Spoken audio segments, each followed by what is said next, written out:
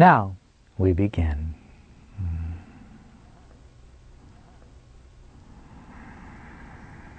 And indeed, once again, greetings unto you, beloved and holy children of light divine.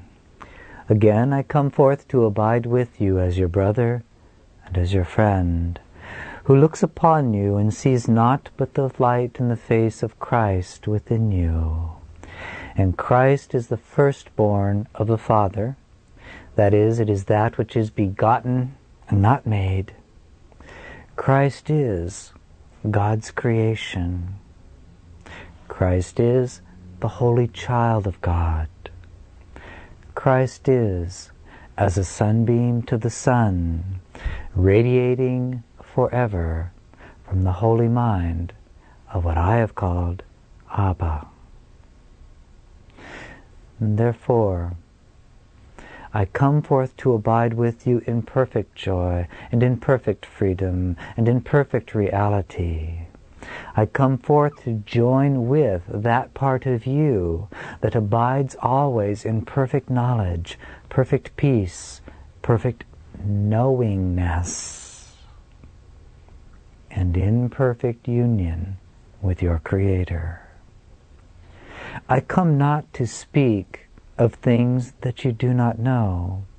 I come not to use words which do not already abide within you. I come not with the wisdom that you do not already contain. I come not with a love grander than that which already flowers within the silent places of your own heart. I come not to place myself above you. I come only to walk as an equal beside you. I come because I love you. I come because I am your friend. And of all the things that I could possibly choose to do with the unlimited power of consciousness given equally unto me of my Father as it was given unto you, of all the places and dimensions and worlds in which I could reside, in this moment in truth, I come to abide with you in this manner, as together we utilize a creation device, a communication device, you would call it a body, in order to bridge the gap that seems to yet separate you from me. In reality, all dimensions of creation reside in a space far smaller than the tip of a pin. In reality, all dimensions of creation are so vast that you could never measure them. In reality, there is no gap between where you are and I am. And this is why I can be no further from you than the width of a thought. But oh, indeed, beloved friends, the power of a thought is the power to create universes. And within universes to create yet more universes. And within those universes to create world upon world upon world upon world upon world. And your lived experience is that momentarily your attention seems to be focused on your unique world, which shares some things in common with many other beings. You have what is called in your world a consensus reality. We would say a consensus experience born out of a universal reality. Beloved friends, even as you abide in your awareness in this moment, you are the creator of the world you experience. And you do this in so many ordinary ways. When you stand face to face with anyone, and for just a split second you alter the position of the body through which you gaze upon them, you take up a new stance, a new perspective, and in that very split second you have created a new experience for yourself. When you look upon that friend, and the mind moves from neutrality, which is where you begin every experience, into the thought, oh, that is my friend Mary. That is my friend Saint Germain. Oh, that is my friend Peter. That is my friend Joanna. That is my friend Nathaniel. Whatever the name may be, when you hold that thought, already do you begin to change the experience. You are a literal creator in that moment. For when you name anything, you define it according to the factors that you have built in to the name that you use. When you look upon a field of energy arising from the mystery of your planet Earth, and you say the word tree, that fast, you have brought forth into your manifest experience everything you have ever decided on that is associated with the field of energy that you have called tree. And in this way, your experience is entirely unique. It has never been before, it will never be. Nothing can repeat it. And this is why creation is forever new.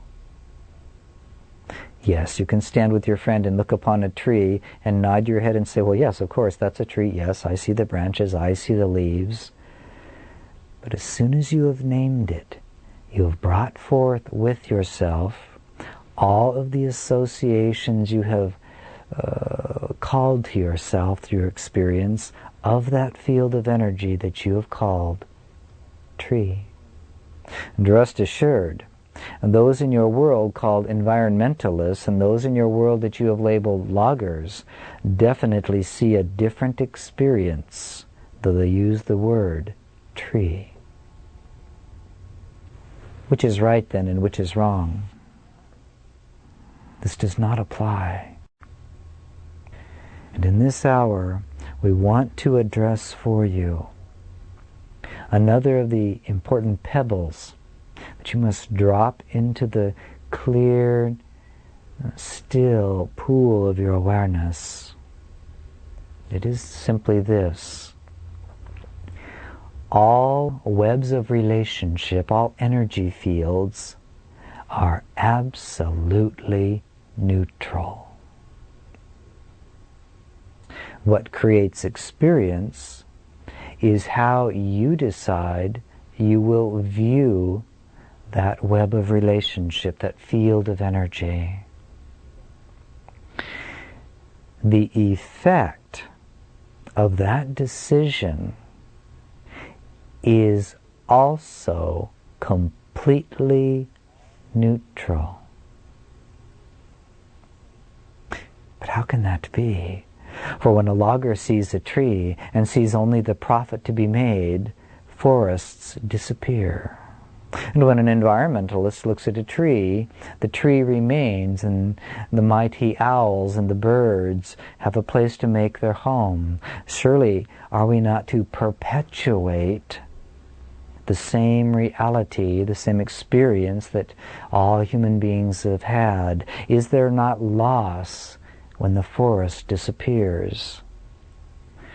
Listen well and carefully. All events are neutral. You are the one that places the value upon it. Now, does that mean that one should become cold-hearted, unconscious and blind to their actions? Of course not. For part of awakening means to realize one's interconnection with the web of all relationships. It means awakening a reverence for the mystery that is life. But it also means to release judgment of another who would view the tree differently. For you see, the body that you have crystallized out of a field of infinite energy has but one purpose. It is a communication device. Therefore, let your primary perception, your primary guiding light in your third dimensional experience be this: what do I choose to communicate to the world with every gesture, with every breath, with every word spoken, with every decision made? For ceaselessly, while the body lasts, you are engaged in the process of communicating to the world, making manifest to the world what you have chosen to value, what you have called into your experience and imbued with value. This means that ceaselessly you are engaged in teaching the world what you believe holds the greatest truth, the greatest value. And when an environmentalist looks upon a logger and becomes exasperated and judges that logger, or vice versa, the body is being used to communicate the value of judgment. That creates fear and contraction. And the result you see in your world of many, many minds choosing to value the right to judge is the effect you call your world, in which everything seems to be expressing conflict, struggle, what you call the butting of heads. The conflict, the Armageddon of opposite ideas running into each other. And just beneath it all events remain completely neutral. And even if the forests of your planet were completely taken away, that would be a neutral event. And why? Because if all of the trees were gone, if the very physical planet you call the Earth died, dissolved from view, life would continue. Life would merely create new worlds. It does it all the time. You do it all the time. The events then that you experience are always neutral.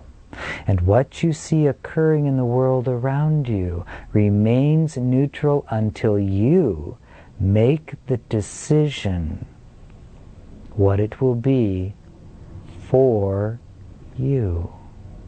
You will name it, and therefore you will define it. And when you define it, you call all of the associations of that to yourself. This is why once I taught it is very wise to forgive 70 times 7 times. For a very selfish reason.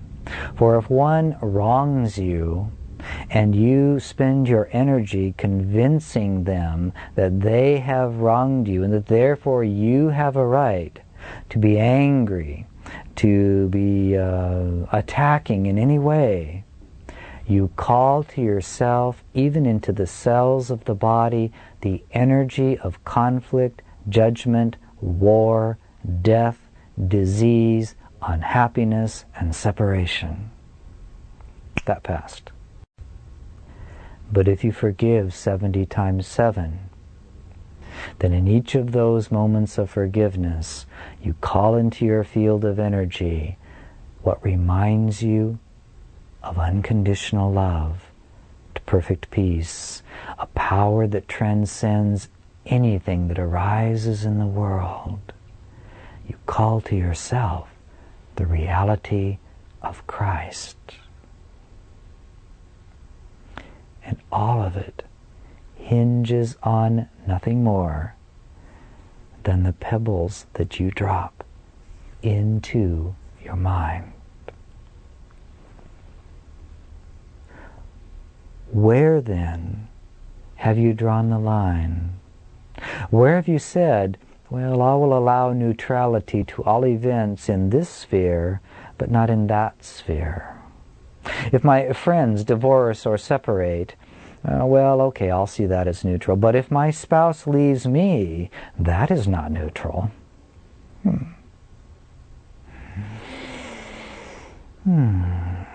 If my friend's father leaves $3 million to his children, well, that's fine, that's a neutral event. But if my father leaves his $3 million to charity and leaves me out of the picture, that is not a neutral event.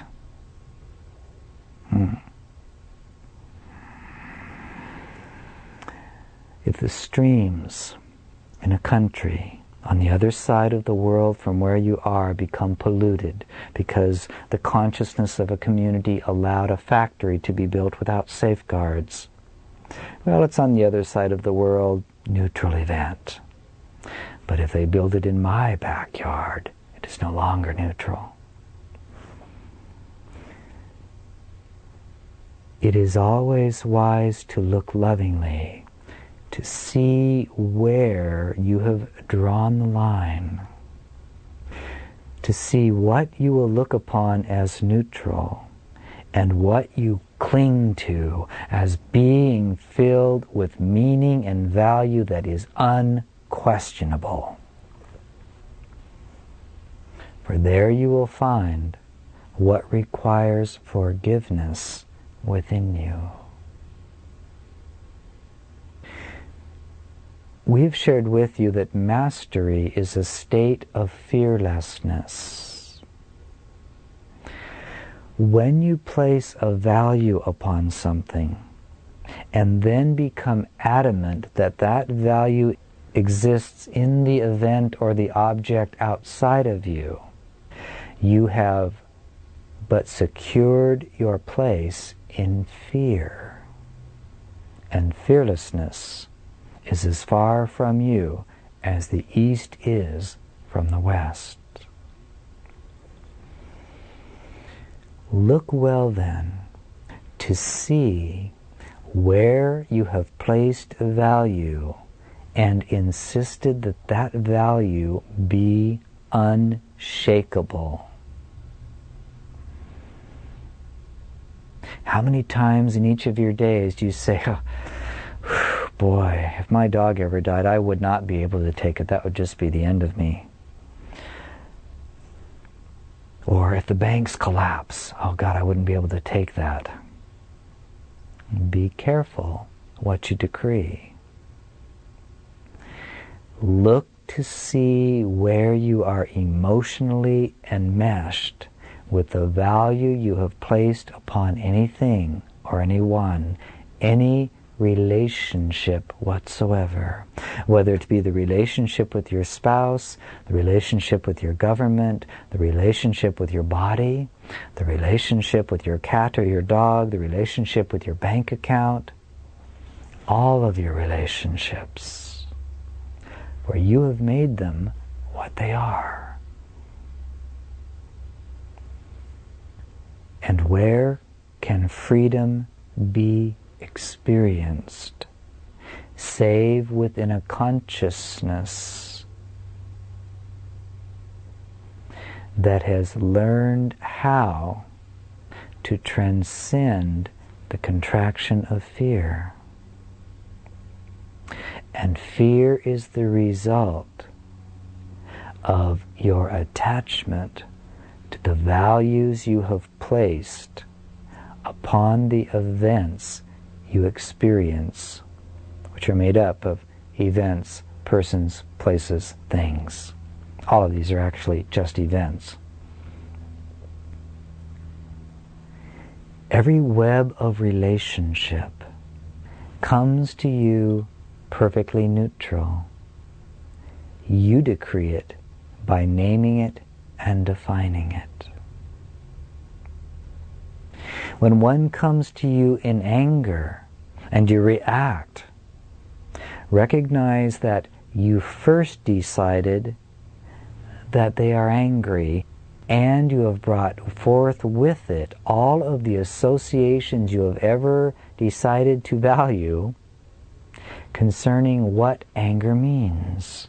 And yet in that very moment, you hold the power to witness this field of energy circulating through the body and mind and the speech of another, and to see it as a dance of energy, a mystery arising from some unseen source, some unseen web of relationships. And you could look upon it with curiosity and with wonder if you defined it differently. This is true for all things that arise. Even that which is called the great diseases of the body that seem to threaten the life of the body in your world can be looked at with complete neutrality. But if you define them in a specific way, you will call to yourself the fear of that event that comes with all of the associations you have learned from the world, from your own experiences. The message of this hour then is simple, but it is very important, and it builds on all that we have shared previously with you. You are a creator, and you cannot help but create. The question then is, what will you create in each moment? Far beyond the great thrill of the magic of creating events or objects in third-dimensional reality is the qualities that you create, such as peace, unlimitedness, forgiveness, compassion, wisdom. These two are creations. Compassion doesn't exist floating about in the universe until you manifest it and cultivate it within your own consciousness. Christed consciousness cannot be said to truly exist for you until you create it within yourself. Your union with God doesn't even exist for you until you decide to open to the lived experience of it. Much as a food you've never tasted might as well not exist for you until you journey to that country, purchase it and place it in the body. Or in your day and age, I would say that you must go to your grocery store and find the gourmet international section.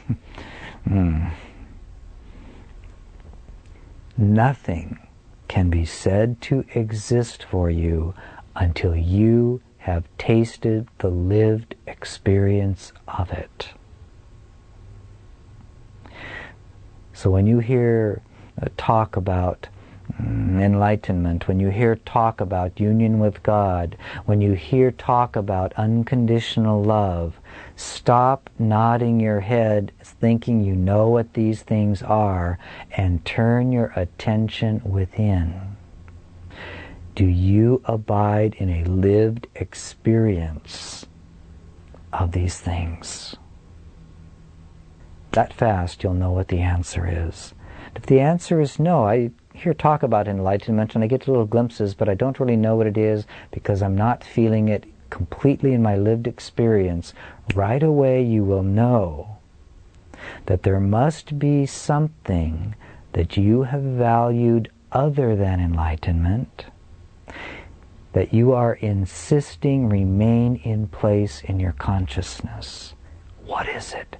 Search it out, find it, and decide whether you still want it. That we would perceive there are many in your world who like to walk around as if they are in a state of peace with the smiles upon the faces. Perhaps they carry the Holy Bible in their hand or some other such text. They wear some religious icon upon their body so as to create the appearance of one who is at peace. But inwardly, when they turn on their television and they watch how the logger has felled yet another tree, inwardly they respond by calling that one ignorant or stupid or limited. In that moment, they have spoken to the universe the truth that they are choosing to live. I am not one who wants to know what peace is. I am not one interested in forgiveness. I am not one interested in wisdom. I am interested in judgment and the high that I feel in my body through the act of judging another as being less than myself. In short, it is time to give up the pretense. It is time to begin viewing yourself from the perspective of an absolute, ceaseless creator, to begin looking at exactly what you are creating in each moment of your experience. To bring the quality of childlike innocence to what you actually experience, not what you tell everybody else you're experiencing.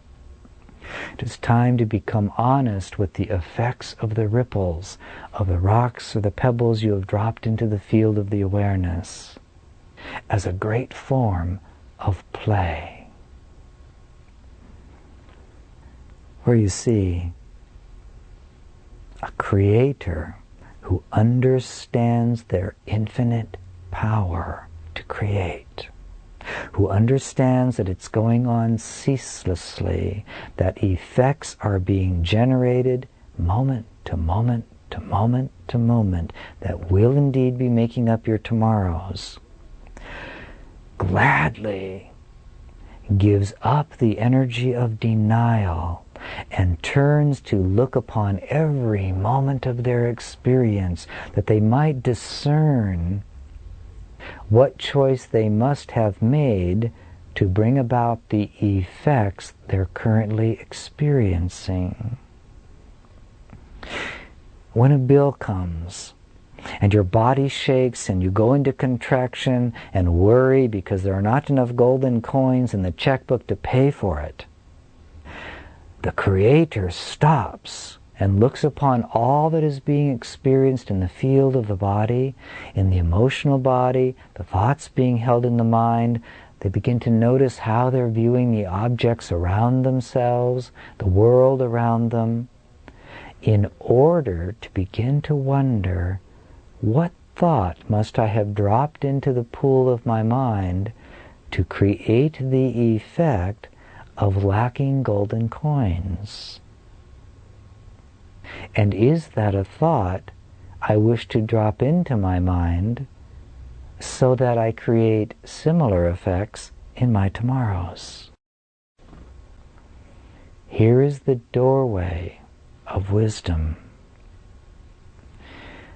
Do not create unconsciously and then just walk away, but learn ceaselessly from your creation. For in this way, you begin the process of dissolving the creation of an unenlightened being, and you begin to build the creation of a Christ. Here and now, in this moment.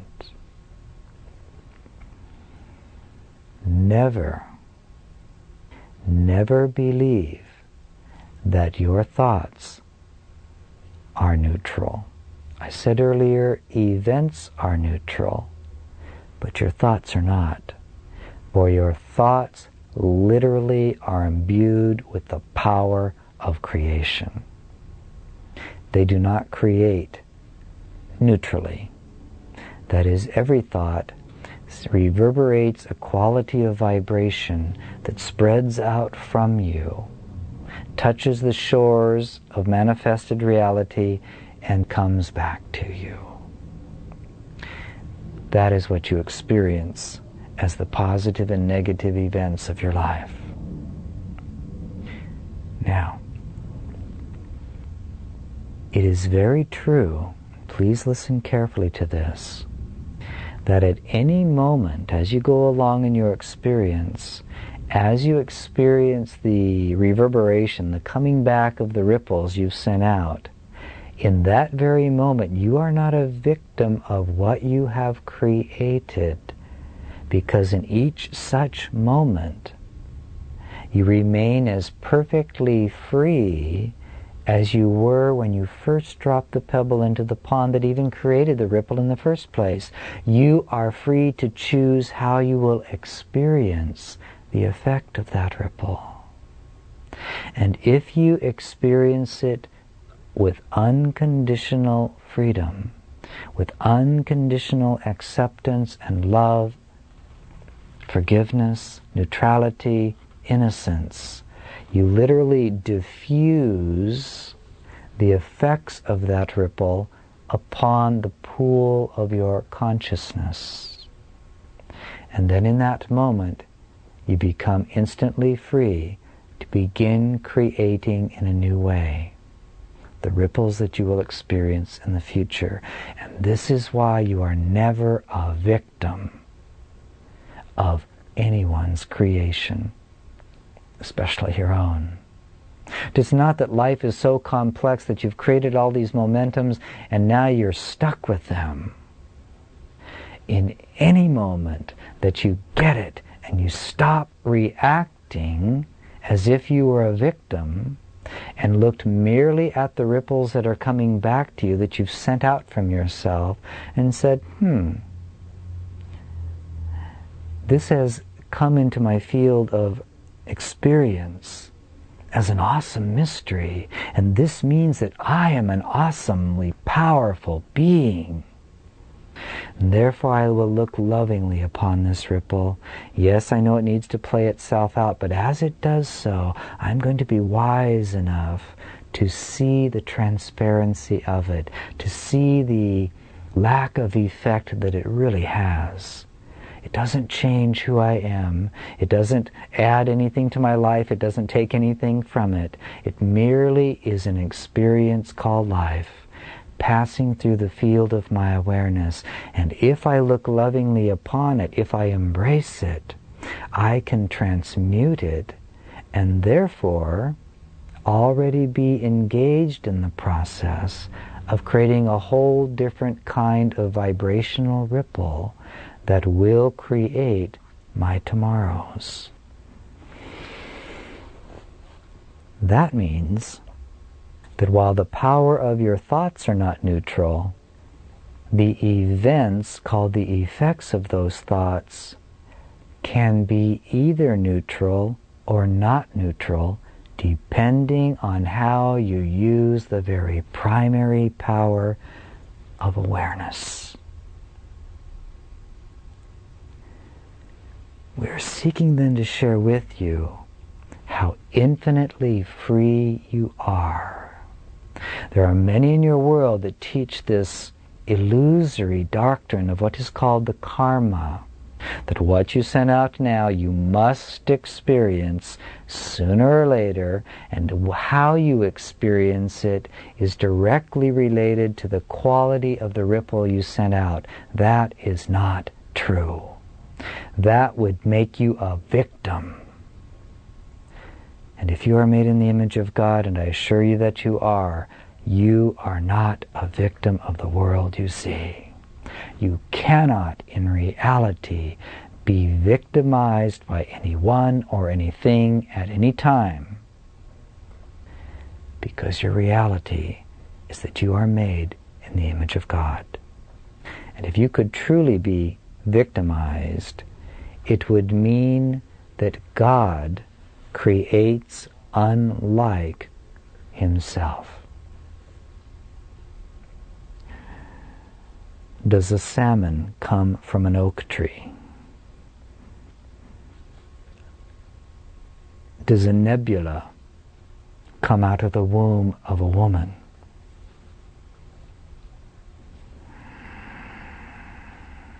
Does a raspberry grow on a grocery store shelf? No. Like begets like.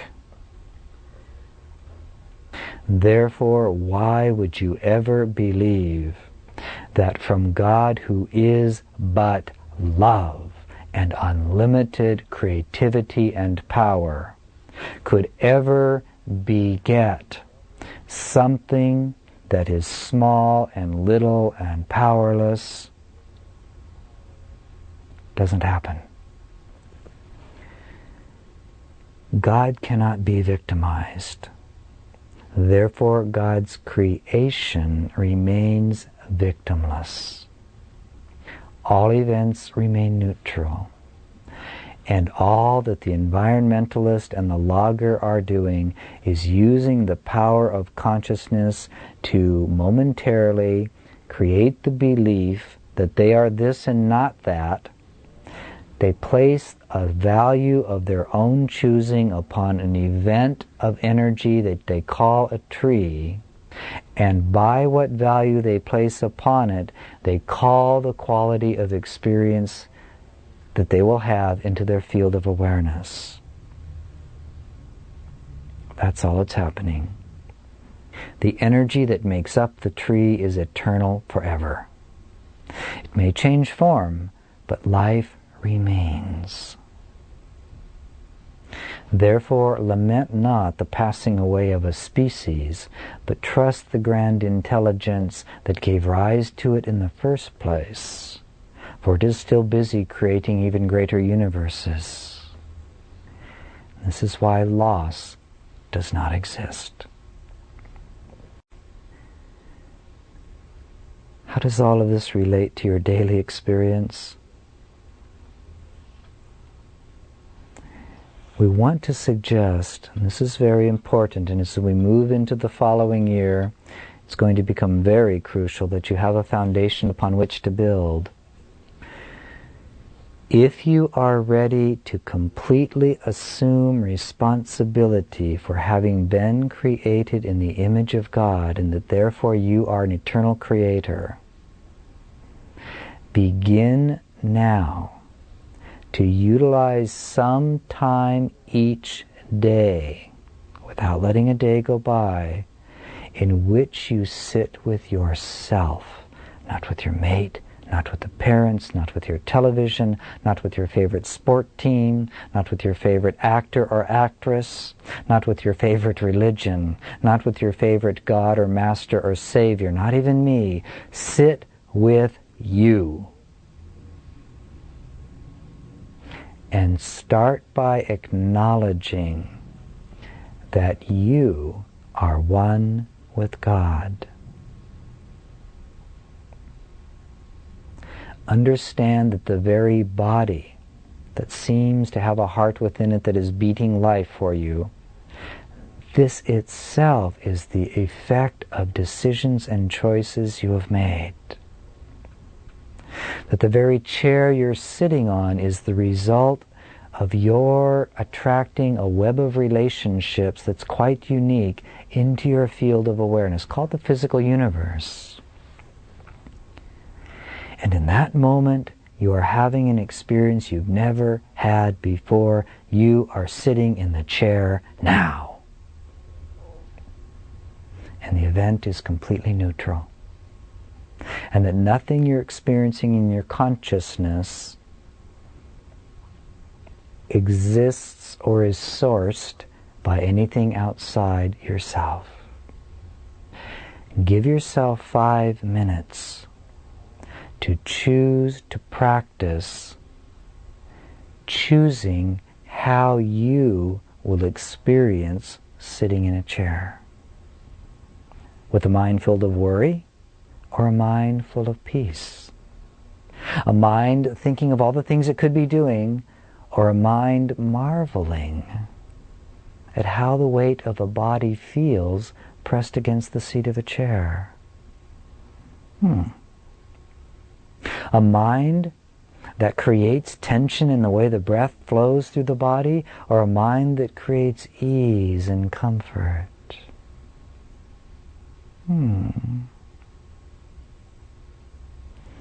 5 minutes of practice sitting in a chair as an infinite creator of exactly what you are experiencing in your emotional field.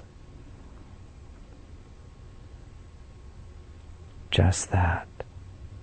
You might even want to play with what it would feel like to sit in a chair as a Christ. What would that feel like?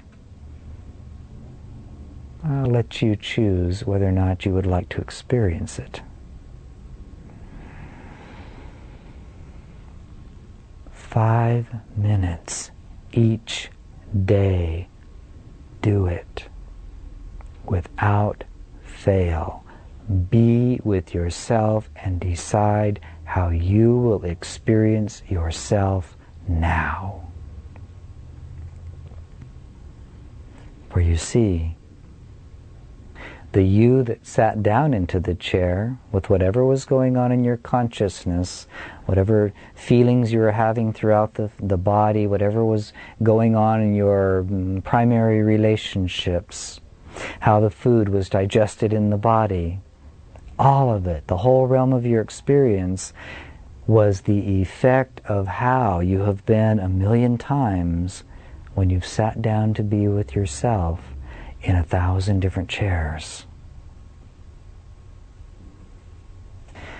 Utilize the very process of sitting down in a chair as a symbol of preparing the mind for the dropping of a pebble into it, out of which will reverberate the vibrations or ripples that will come back to you.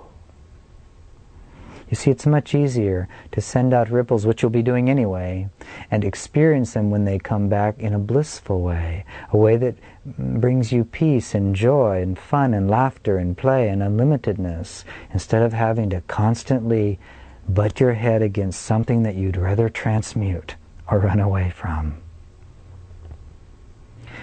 But it begins with 5 minutes in which you acknowledge that you can create whatever experience you want as a feeling that floods through your awareness, as a quality of thought that you allow to keep repeating in the mind.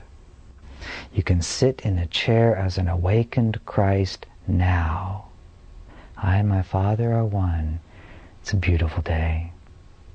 I've manifested a physical form sitting in a chair in a corner of one little tiny dimension of creation.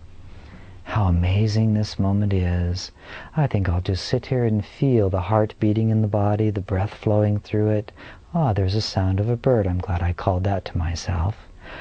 I like the way that sandwich is digesting in this body. What beautiful thoughts can I think right now? Who can I send love to without lifting a finger? I am unlimited forever. I am free. I am free. I am free.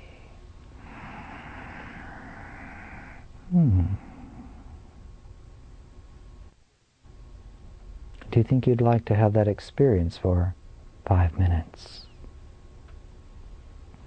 Why not begin today? For so many of you upon your physical plane keep searching for some form of magic that will bring the kingdom of heaven to you. You can't bring it to you. You can only become aware of how you're using it to create the ripples that you send out from yourself. Do you know the saying in your world, wherever you go, there you are? You are God's creation. You're in heaven now. Heaven is not a place. It is a state of unlimited and infinite creative power. Because it is the reflection of God's holy mind. Why not be one who practices being the presence of heaven? And if that seems too awesome or too far beyond you, then just play with it for 5 minutes a day. And trust me, I will love you no less if for the other 23 hours and 55 minutes you decide to play at pretending and feeling that you are little, unworthy, unloved, unloving, unlovable, that you are the scourge of the earth, that life is constantly victimizing you. Go right ahead. I would never interfere with your free choice. I may not come and knock at your door except for those 5 minutes, but you remain free to utilize time any way you wish. But for just 5 minutes, experience yourself as Christ, crystallizing a body as a temporary teaching and learning communication device, plopping itself into a chair in a totally neutral corner of creation, because you want to have the experience of sitting blissfully at peace in your perfect knowledge of your union with God in this moment. You might even find yourself daring to have thoughts such as this: well, since I'm an infinite creator, what would I like to create for my tomorrows? And if during that 5 minutes there's a knock upon the door and it's the bill collector, who cares? That's that soul's experience of thinking they're a bill collector and you're some bad person they must corral. Let them have their experience. Sit calmly, hear the knocking on the door, and allow yourself to be entertained by the beautiful worlds you are creating for your tomorrows.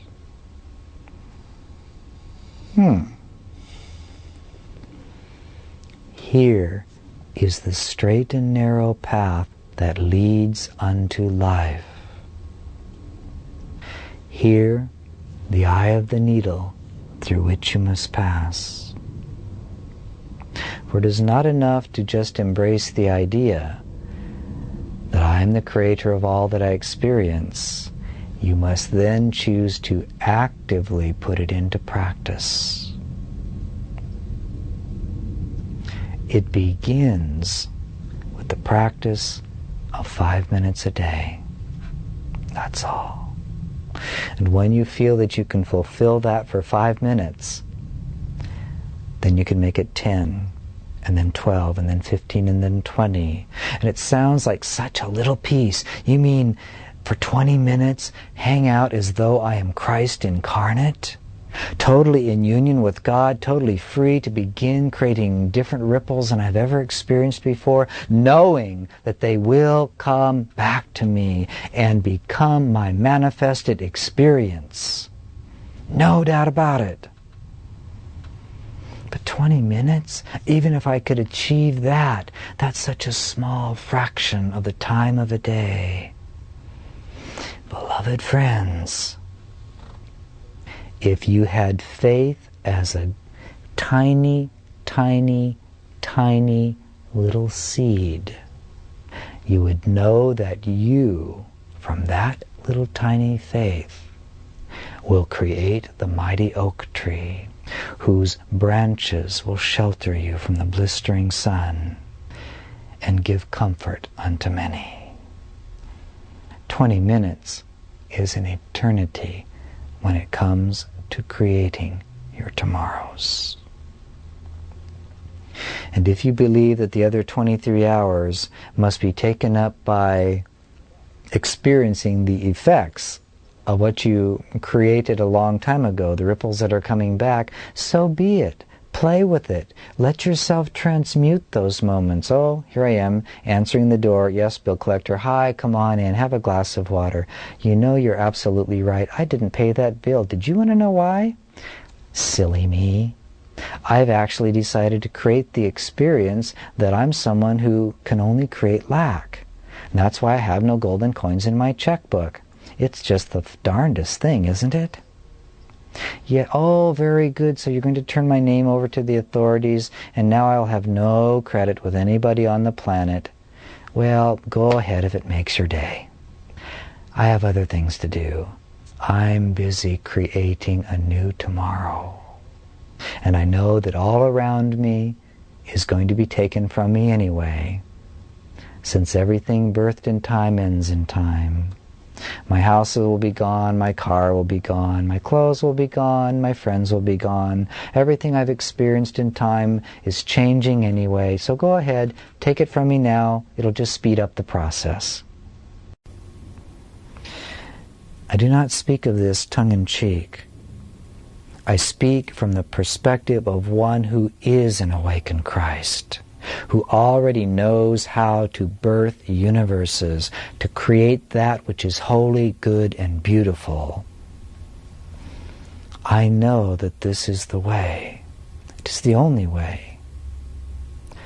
Release the value you've attached to your experiences, even the bill collector, and spend your time instead deciding which pebbles you're going to drop into the field of your mind. For you will create as the result of what you choose to think today. And what you value today will show itself to you tomorrow. I learned to value unlimitedness. I learned to value love. I learned to value fearlessness. Yes, my method for doing that was rather unique, and I would not recommend that you follow in my footsteps. Unless, of course, you like the drama of being nailed to a cross and then stood up in front of all of your friends in order to learn to transcend fear in your mind. I learned to value unbroken communication with every soul in every dimension of creation. I learned to value only my loving thoughts, and I birthed or grew a Christ out of the very seed of awareness that exists equally within each of you. Therefore, where you are in this moment, look around. Look at the objects that you see. Look at the people that you see around you, if there are any. Whatever sounds may be coming into your field of awareness, whatever pictures or ideas you may hold of what you are, what the world is, these are all fleeting and temporary illusions. They will pass away and began passing away the moment they were created. Therefore, indeed, beloved friends, look at all that is around you and decide what value it holds for you. Will you see it as something that you must have in your existence, or will you choose to see it as something you've playfully drawn to yourself? You appreciate it, and it can be gone tomorrow, and your peace will not be disturbed. Which way will you view the world?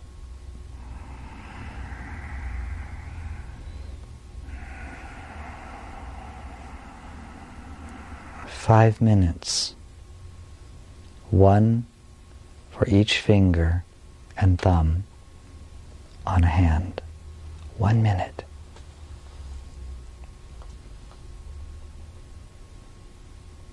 In which you choose to sit as Christ in the midst of your kingdom, your creation, and you decide which thoughts you will hold, and therefore determine how you see all that is in the field of your awareness, and which thoughts you will allow to begin to generate the ripples that you will send out that will, there's no way to escape it, that will return to you. But once indeed there was a farmer who went out to plant the seed in his ground. But before he went to plant the seed, he selected the seed very carefully. And while other farmers rushed out because they thought, oh look, it is a time for the plant to begin. Everything is perfect. The conditions are just right. We must make haste and plant. And they bought whatever seeds they could get and went out and spread them across the ground and began their busy work of doing what they had to do. Rest assured they will have their harvest. But the wise farmer waited, and while he was laughed at by his colleagues, he carefully selected every seed. He waited until he could hold it in his hand and say, oh, I like the vibration of this seed. Oh, this feels very good. Oh, yes. I can just see this beautiful plant that's going to arise from this. The fruit of it will be the sweetest in the valley. He gathered his seeds. He paid no attention to the passing of the dates on a calendar. He paid no attention to the changing weather conditions. He knew that when the time was right, the seed would be planted, and from it would burst forth the flower of those seeds. He knew it. He gave no thought to the opinions of his colleagues. He enjoyed the process of loving the seeds that he was making his own.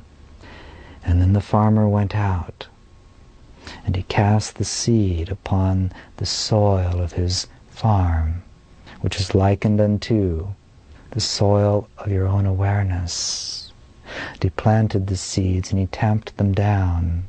And he nurtured them, and he watered them, and he cultivated them with a smile upon his face. And yes, the neighbors seemed to be already sprouting up through the ground. He couldn't have cared less, for he knew that these seeds would bring him an eternal harvest. That they would not just burst forth once from the soil and then throw out some mediocre fruit and then die. For he had selected seeds that would constantly bring forth in each season the best of fruits. And he loved them, he nurtured them, he cultivated them. And long after the other farmers had grown weary and tired and had experienced drought and seeds that brought forth fruit where insects would come and destroy them, that would not be purchased and bought by the people in the marketplace, this one farmer became the greatest of farmers in the entire valley. And people would come from all over the world to bite, to take a little nibble out of the fruit that came from his garden. And yet the farmer merely delighted in continually loving and nurturing these seeds and cultivating the soil in which they were planted daily. He never took his consciousness away from his perfect union with those seeds. He never once forgot that he was the one that created his farm as a direct result of his careful selection of which seeds he would plant in his soil. And while others marveled at his good fortune, and while others were jealous of his good luck, the farmer always knew that no magic was involved. He merely followed in the footsteps of the wisdom given to him by God. Take my fruit and plant it in your consciousness. Know that you are one with me, and that the fruit you experience is the result of the seeds you plant in your own consciousness. That you cannot help but experience the result, the fruit of the seeds you plant. Nothing bursts forth on the vine of your experience by accident. Therefore, create with me, my child. Create like unto myself by knowing that you are a creator, a farmer, a planter, and you will indeed harvest the quality of the seeds that you plant. Just as you, beloved child, are the harvest of the seed I once planted when first I held the thought of you in my holy mind, and in that moment you arose as a sunbeam from the sun, made in my image. I held you as the thought of love in form, and I bestowed you with all good things.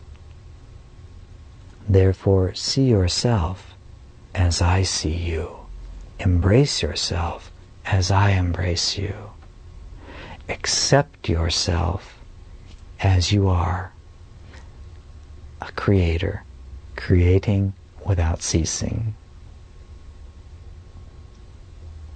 And just as I sat upon my throne, so said the God of all creation, which really means sitting in the center of all that is, and beheld you as a loving thought, so too choose only to allow loving thoughts to enter into your consciousness. Choose to only allow loving thoughts to be expressed with your words. Choose only to allow loving thoughts to be translated into your gestures, your choices, your actions, and thereby create, as I created you, that which extends joy forever, that which extends the holy, the beautiful, and the good forever. For that is what you are, and that is how I thought of you when I created you, and that is what you remain eternally. Therefore, join with me by extending your creation as I have extended you. And since you have manifested a physical body, accept my son's teaching and let that body be placed in a chair that you might think like the mind of Christ for 5 minutes. And you will beget an eternality that reflects the radiance of heaven, just as you reflect my radiance when I look upon the unlimited soul that you are. Indeed, in all of the valley, there was but one farmer that was wise. Will you elect to join the union comprised of all of the hasty farmers, or will you choose to take up residence as the one farmer who knows how to create wisely and in faith rests on perfect certainty and merely sits back to wait for the ripples of heaven to come and replace the ripples of hell that once you created unwittingly? Everyone you see is a minister. You cannot help but minister to the world in each moment. Therefore, begin your ministry of enlightened consciousness now. And I promise you this, absolutely, irrevocably. You will experience all that I have known and more. You will experience complete victory over death. You will experience complete unlimitedness and abundance. You will experience perfect peace, perfect miracle-mindedness, perfect unbroken communion in bliss with all of creation. Once when I was a man, I was taught to sit at the base of a tree for 5 minutes a day and to imagine myself to be the creator of all that I could think, all that I could see, all that I could feel. 5 minutes taken out of the hours of play of a child. You are a child at play in your own kingdom. Will you give yourself 5 minutes to learn to be a Christ that creates in unlimited perfection, in alignment with the mind of God, whose experience is always radiantly blissful and free of limitation and fear? You will experience your creation. What that creation is and how you experience it is entirely up to you.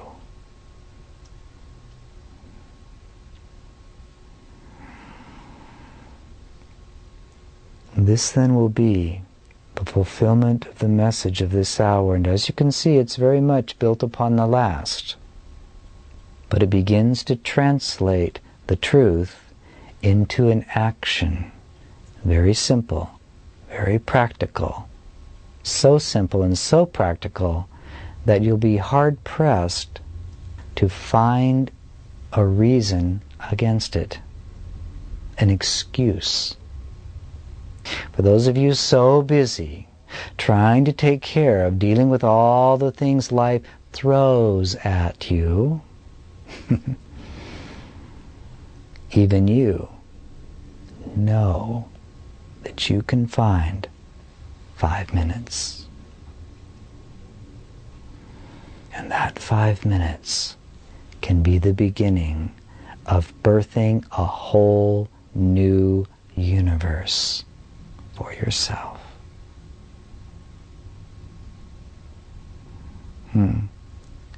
Happy sitting.